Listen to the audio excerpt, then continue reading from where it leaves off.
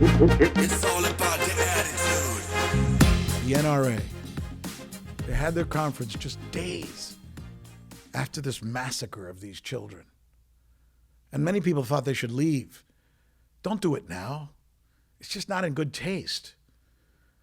But they did it anyway. And they invited a lot of people, including the former president of the United States. And the former president of the United States, Donald Trump, chose to go to the NRA conference. And you know what he did? He danced. He did a jig. Music was playing and he couldn't help himself. Just days after these Latino children were massacred, the former president of the United States was on stage dancing. Did he not think this through? Did somebody not advise him properly? Why would he do something like this? But as a Latino, I can't help but think of my Puerto Rican brothers who, after the hurricane in Puerto Rico, saw the president of the United States visit them. And instead of giving them a solemn speech at a time when their people were dying, some 34 people died while the president was there in Puerto Rico. At the very moment he was speaking, people were dying. 1,000 or over 1,000 in all died in Puerto Rico during that hurricane. And the president of the United States did this. There he is, having apparently a hell of a good time, throwing paper towels at people. It was sick. What was he thinking? Talk about bad timing or bad taste. So as Latinos, we ask ourselves, is it something about us? Is he not able to understand our agenda, our sensibilities? Well, he understands others. He understands the sensibilities of the NRA. Maybe we ought to just go back to the very beginning.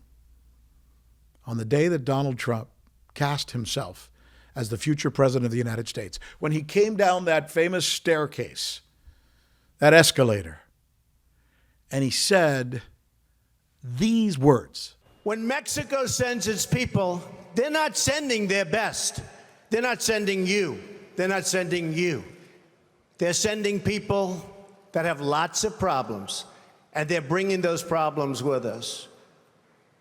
They're bringing drugs, they're bringing crime, they're rapists, and some, I assume, are good people. There it is. When Mexico sends its people, they're not sending their best. They're sending you. They're not sending you. They're not sending you. They're sending people that have lots of problems, and they're bringing those problems with them. He said us, but he meant them. They're bringing drugs. They're bringing crime. They are rapists. If you're Latino, that word hurts. Rapists. And some, I assume, he goes on to say, are good people.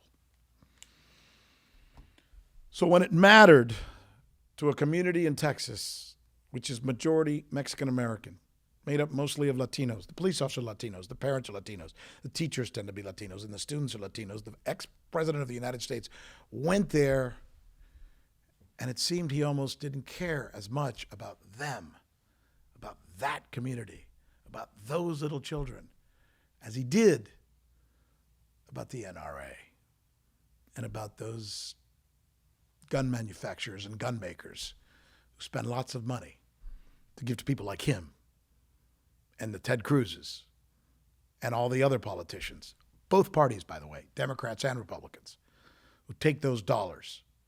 And what does it say about them?